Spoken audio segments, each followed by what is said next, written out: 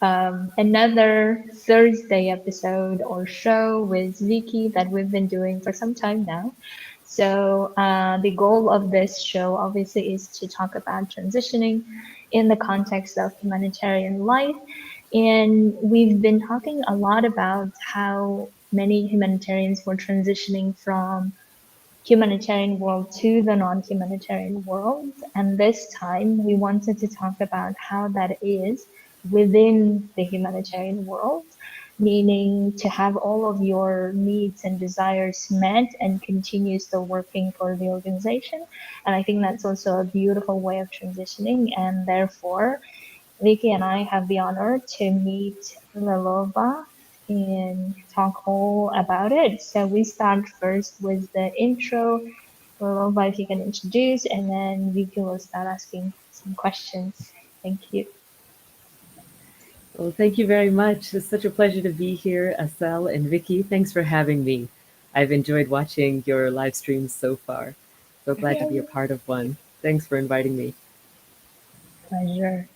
So Vicky, oh sorry, Leloba, tell us your story of where you are and where you are at, and then maybe we can start with the rest. Yes, well, I think there's a lot to talk about. I'm going to be happy to hear your thoughts as we go. Just to tell a little bit about my story, my situation. I am Leloba Pahl, a Learning Development Officer for UNHCR.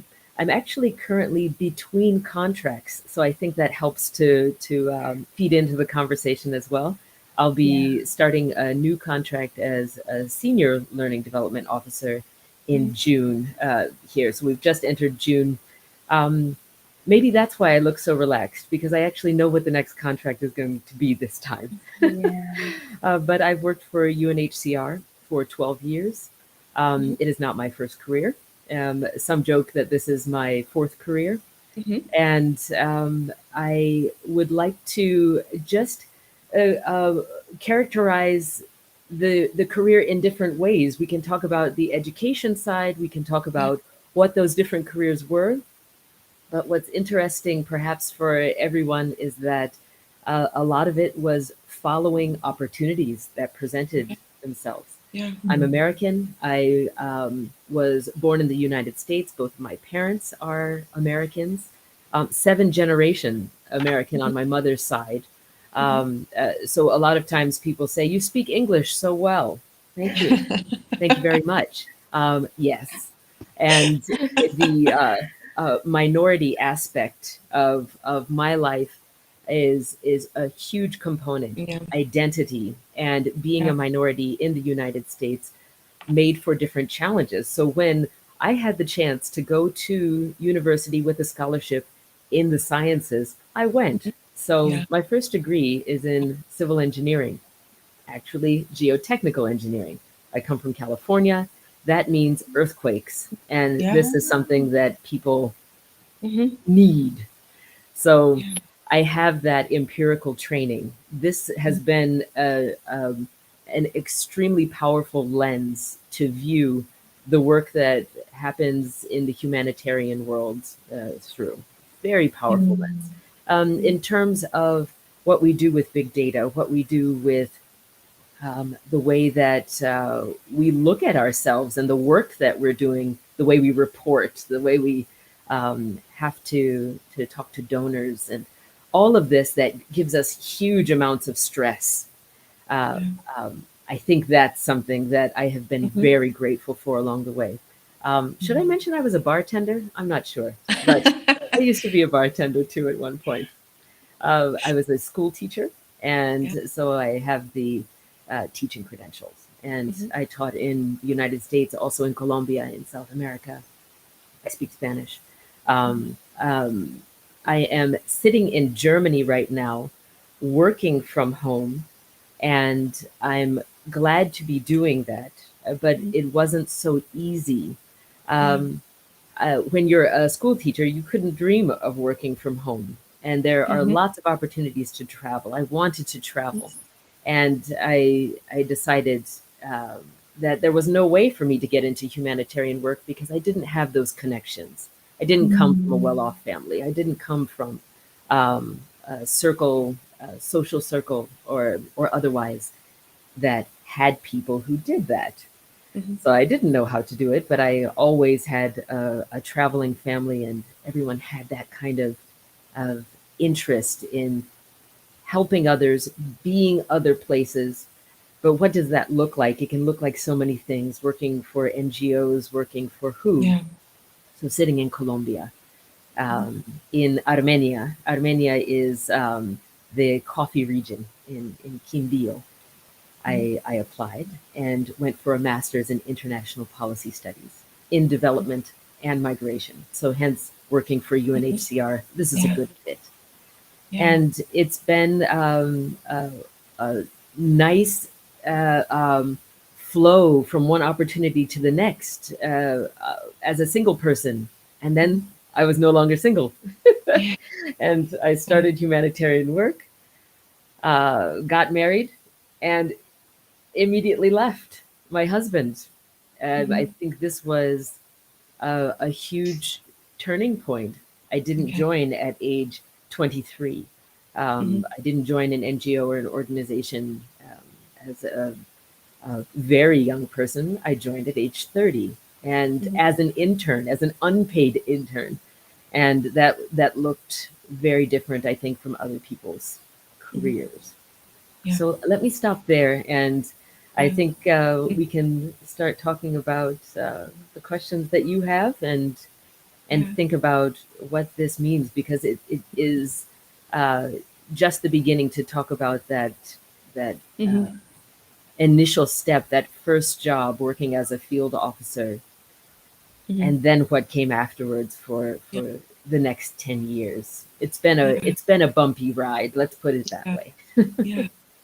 Thank you so much, Leloba, for this really fascinating journey throughout your life and your different careers. And I loved what you said, that this could be your fourth career. And this is something that I also paid a little bit attention, reading about several careers, how people can have several careers even at the same time, and also creating really several careers, consecutive careers. And I really loved what you mentioned. And I remember also interviewing one of my former colleagues who said, like, I feel like I'm starting a new life because I'm starting a new career. Like, it's Yeah. almost I'm able to pack, two lives into one. So really fascinating to see this. For the purposes of our discussion on transitions, I would really love to hear a little bit. And you alluded to it, that it has been a bumpy ride. What is it? How has it been so bumpy, linked to transitioning, or I'm supposed to wanting to go somewhere else from the space that you were operating from. Would you like to tell us a little bit more? Thank you. That's an insightful question. Really, the flow doesn't flow. Mm. At certain points, you get going. The drive is in you. The excitement is there.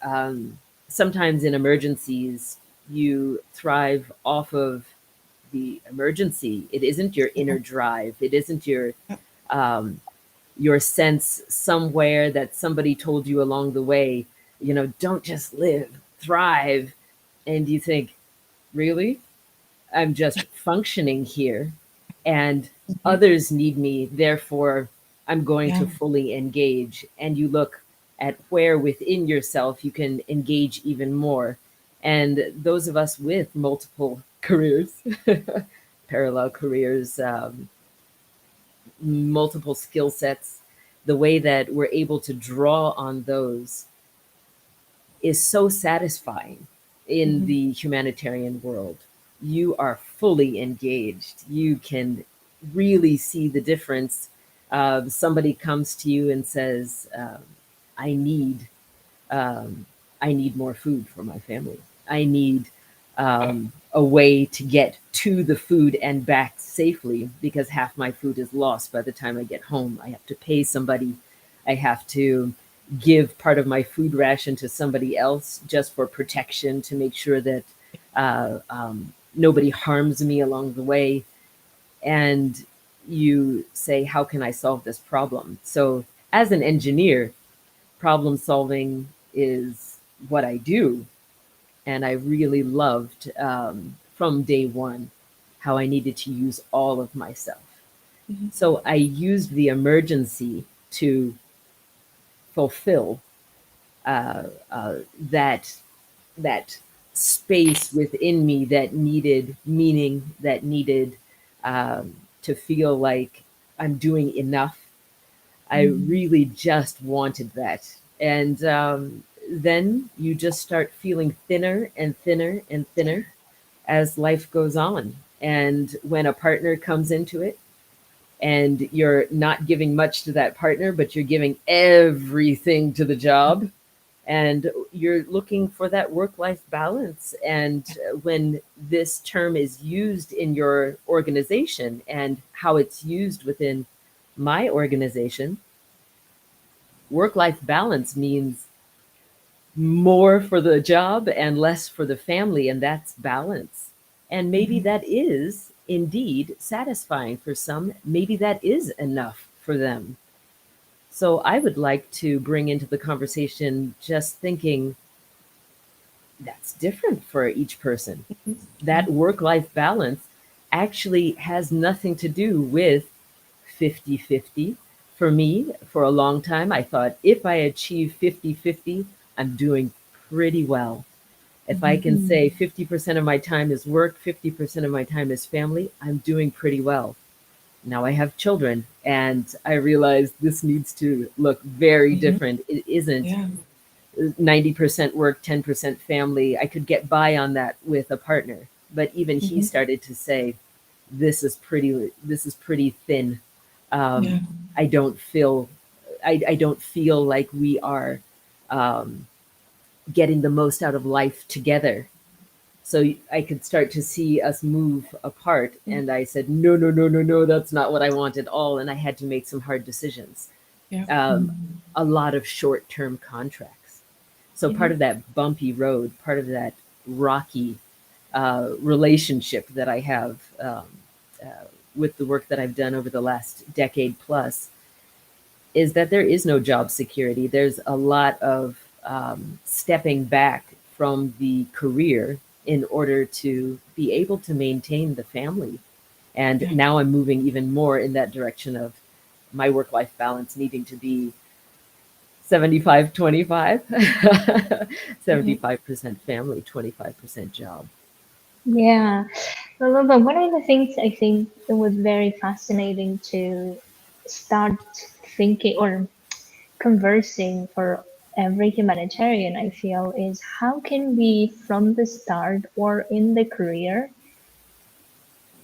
negotiating, maybe negotiating is a very negative sounding word, but more asking for what we really want while growing the career and asking for things to be in place while we're loving to do what we do, at the same time building relationships and families and all of these things. Because, like we were talking with Viki the other day, is that we don't seem to have this mindset most of the time of, coming to the employer with our part of what we want. We are Yeah. so ready to be immersed into the world of what the employer offers. I mean, I have done it myself, and I'm sure many of has. But I feel like maybe it's time also to say, yes, we have done that. We have seen that it may not always work for many of us. How can we now start talking to the employer by saying, these are the things I would like to have without losing the job, without losing those excitements, those amazing benefits of working as a humanitarian. And how one does that, I think, is the essential question. And of course, everyone answers for themselves. And I would love, Leloba, your conclusions of how did you come to that to say, okay, I have a family, I have amazing children, I would love to spend more time with them and continue working the job that I love. So, how did you do that process? Yes, thanks for that. The really direct answer there is very closely related to the relationship I have with my mother. My Mm. mother was also an educator, and this was one of the opportunities that was very much open to me, to my family members in generations past, when other areas of work, other industries were not open or hadn't been considered yet. Um, you could become a teacher, you could become a nurse as an Mm. African American woman.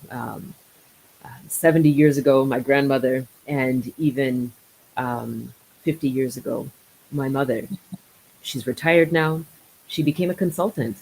And she became a consultant after she got her doctorate at age 55. And she said, Mhm. uh, um, I should have done this earlier. Mm. She said, why did I wait so long? Don't wait, she said. Yeah. Yeah. And I took that to heart. Mhm. When people look for role models, when I was a kid, they like to tell uh, children from minority families, they like to tell you to find a role model.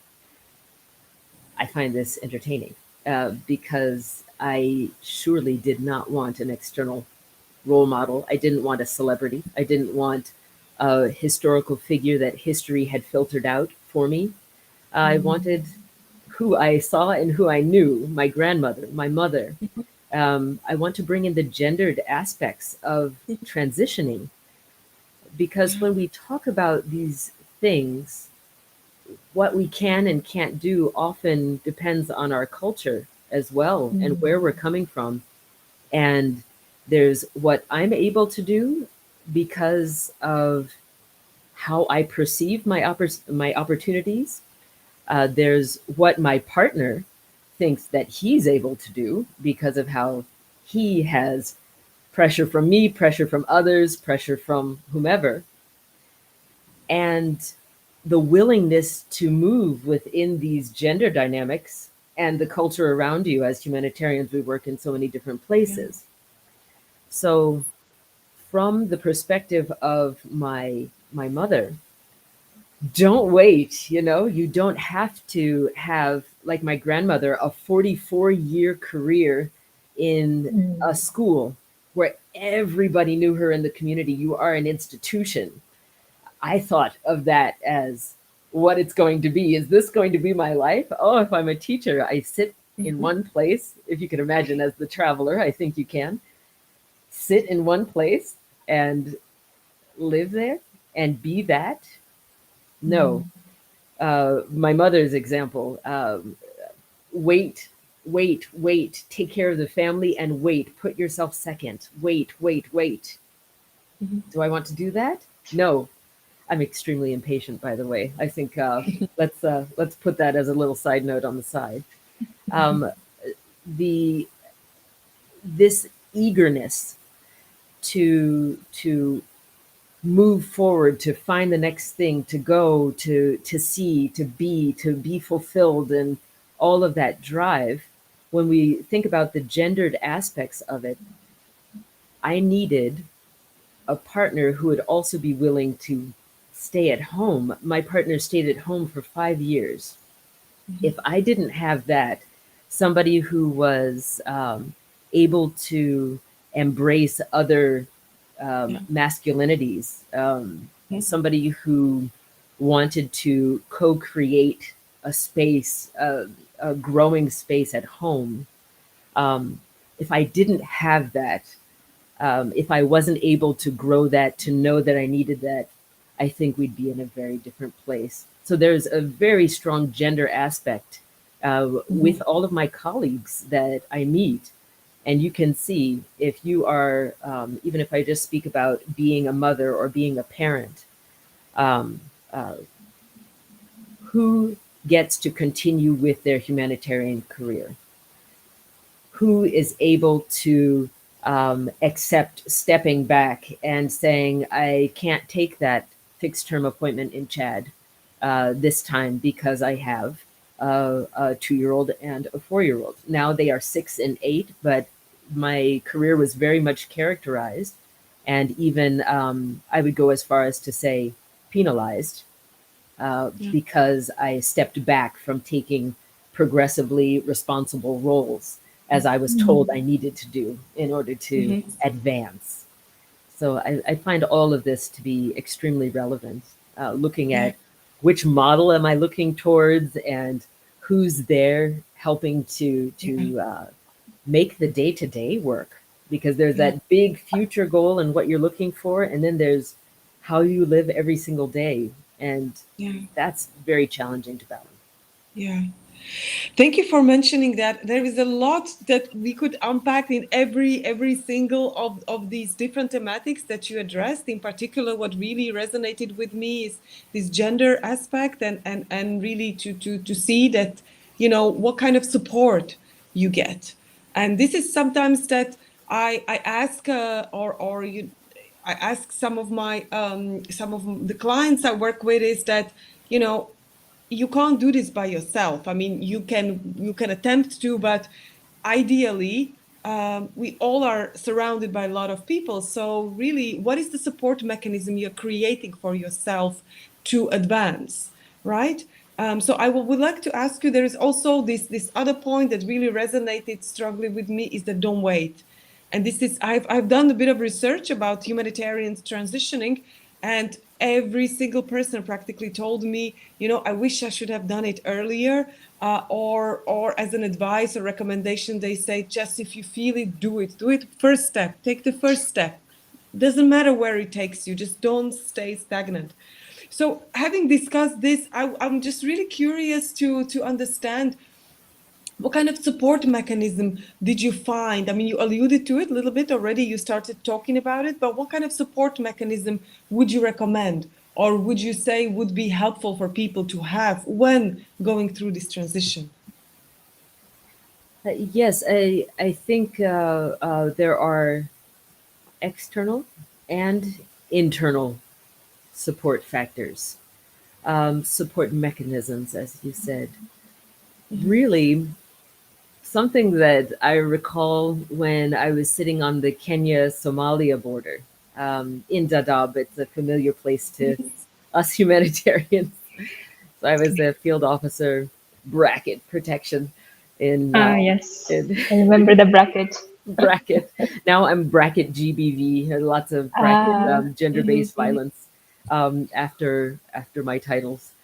Um, there are different support mechanisms that you really need to think. No matter where I am, can I connect with people? Yeah. Um, I remember it was very expensive. Um, Mhm. I didn't have a lot of money when I first landed at that TA P3 gig.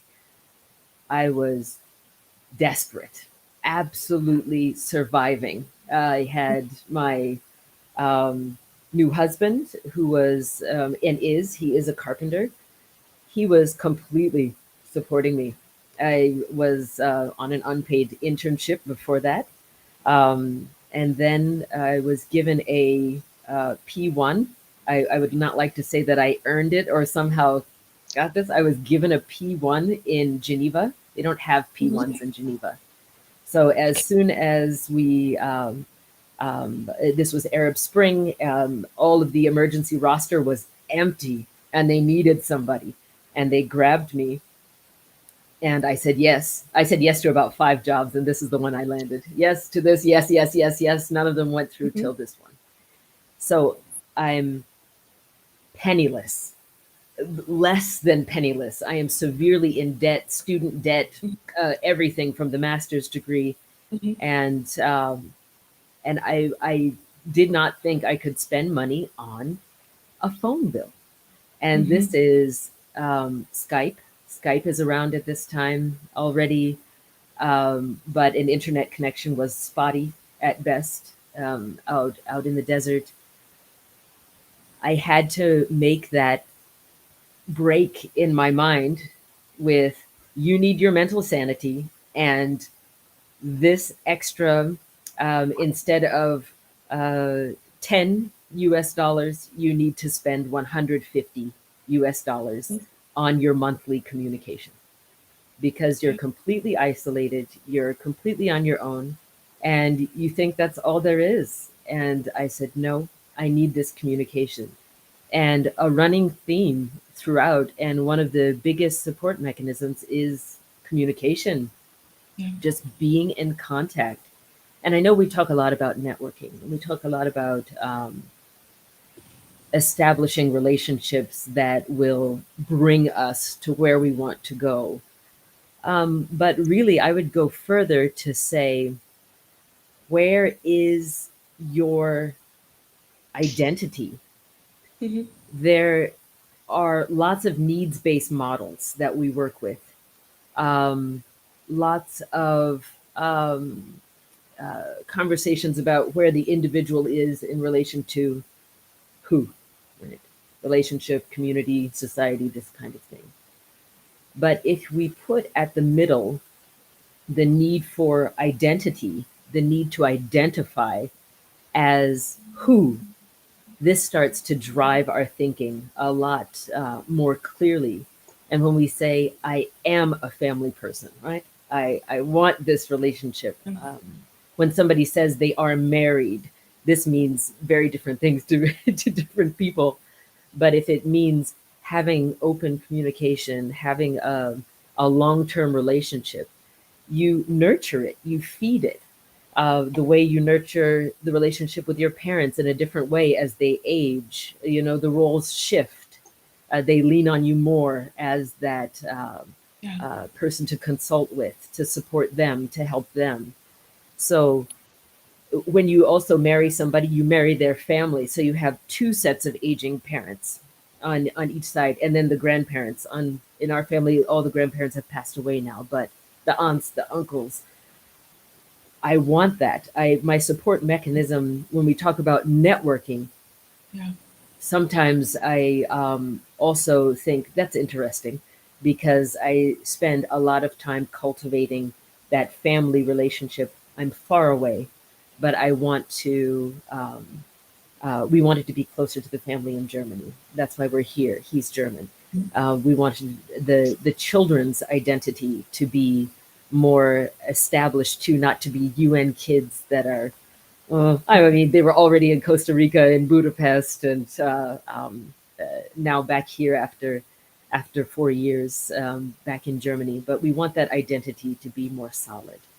So support mechanisms, the family aspects are there, but the friendships, some nowadays too are quite surprising. So I've always been in touch with the different networks from these different careers that I spoke about. So that changes over time. But something fascinating would be indeed the relationships that I've developed now online with different people because we know we don't want to be isolated, that we just can't do it. And the professional life suffers greatly when you feel like you have no choices and when you're all by yourself. Yeah. Yeah, that's amazing. So I wanted to wrap up by asking this question because Lalova, one of the times we were speaking with you, what you were saying was so resonating, where you said that, you were ready to do any other job as well if your employer were not ready to give you the contract in the conditions that you wanted, right? And I think that's something that we don't really talk about, but that's so crucial where we have that freedom to say, I can also do other things. This is not the only thing. I mean, of course, we can also decide this is the only thing we want to, but we have far more options to look at, even though we often tell ourselves, no, no, no, this is the only thing we can do, or this is the only thing works, this is the only thing successful, or whatever that we come up with, and therefore we shut down all the other options. So that's why when you told me that story, I was thinking that means that every humanitarian can also decide how they want to transition within the organizational setting while having their um, wishes, their life plans also coming together with them rather than being only focused on this is the job. It's the center of everything and everything else needs to wait, right? So that's why, Leloba, your maybe last words on how can we get people to that level of freedom. I call it inner freedom. I mean, maybe this sounds a bit like spooky, but what I really mean is where we don't have this attachment to say, oh God, I die without it, right? So this freedom to say, I could do this work or I can also do other things. But important that whatever my identity is, whatever I'm wanting, I want to have that in place without sacrificing it, right? So what would you say to those people? Yes, I think it's a bit challenging when we see ourselves after so many years as only humanitarians. So, Mm, uh, really, if I identify myself as only a humanitarian, leaving that behind feels catastrophic. So, Yeah. I would say to colleagues too, uh, they know that there are so many facets to their lives. Really looking at the working conditions they have, the living conditions that they have, um, talking to others about it. If you say I am a humanitarian, I can't do anything else, so then you probably won't do anything else, and you'll just keep pursuing those Yeah. those jobs. And if you're okay with that, there is nothing wrong with that. yeah, But when you absolutely. say there's something else, I need to transition, and it is in the mindset, look at the working conditions, look at the living conditions, and start to talk to others about what's absolutely required. For me, I have to have this. For me, I had to have green vegetables, multicolored fruits and vegetables. I remember eating only, you know, two things every single day and saying, I can't do this. I'm so sorry. I need what? What would be nice to have, as a ranking system here? What would be acceptable? Oh, I don't like this, but I can accept it for how long? 6 months, a year. Mm-hmm. After that year has passed, I used to say I can do anything for a year. Uh, Mm, and then you really test your limits. When you get to that limit, knowing when this is no longer acceptable and I'm not going to take another job like this because of what, right? The situation others put you in. I remember feeling like I was being used by others in a mhm. high security situation, and nobody else in my superiors wanted to go talk to the warlords, so they sent me to go talk to the warlords. And I remember thinking, this is not good. This is not good. Yeah. And will I do that again? Am I okay with that? And I wasn't. I wasn't okay with that situation the way that it was with IEDs and other threats on the road. These situations where you say this is unacceptable. Yeah. Being able to stand up, talk to others about it, but knowing too, if you yell it at someone, they don't receive the message well. Mm. So sometimes it really does need to even just be the immediate supervisor, but having a plan to go when you don't get the conditions that you want, having the plan to go one step further to somebody else. And it isn't always a hierarchy issue. It might be somebody in a different office or getting somebody to advocate on your behalf, looking at your network in that way too, so you can get those conditions that you want. Amazing. So, I don't know, Vicky, you wanted to add anything before we wrap up? I just want to say thank you very much for this fascinating conversation. And really, for me, it's also the aspect of identity, which really I have been thinking about it a lot, and really it just keeps on being reinforced of how important it is to identify more, if identify all of our identities. We are humanitarians, so what else? We are parents, brothers and sisters. I'm a fisherman, I'm a dancer, I'm a IT freak, I'm a dog lover. All these identities, because they create who we are and they create our future. So that's thank you for that. Thank you for reminding us, and thank you very much. Yeah, exactly. So, Leloba, all I can say is that I'm amazed that we can have all of what we want, and we don't need to have this, oh, I can only have this or that. And I fear that oftentimes humanitarians, and I was there as well, where I often thought, well, maybe I can't have this until I am in this position, or until I have this contract, or until, right, whatever it is. And maybe for some people that is like practically the convenient thing to do, but we just wanted to, I guess, advocate that how long we are waiting for. And if you are deciding to wait, then keep a limit and then decide for yourself what is the life you want to, how you want to live that life where all of your identities are intact and you're not suffering, like prioritizing one over the other for the sake of something else, right? Because I feel like whenever we're sacrificing, we feel like it's not really the life we want to, and things somehow get very negative down the road. At least this was my experience. So that's why let's not do that. And let's start talking to each other. Talk to Liloba about her experience of how she managed to have all of the priorities in place, and also talk to each of us to see what you can do for your life, knowing what the other experiences exist. So, having said that, thanks so much, Liloba, for being this example for many people who can say, I'm going to be humanitarian and I'm going to be many other roles, and I will love doing that. So that's why we need more of these stories. And thank you, Vicky, and thank you all for listening, watching, and we'll be back here next Thursday. Thank you. Bye Thank you, bye. everyone.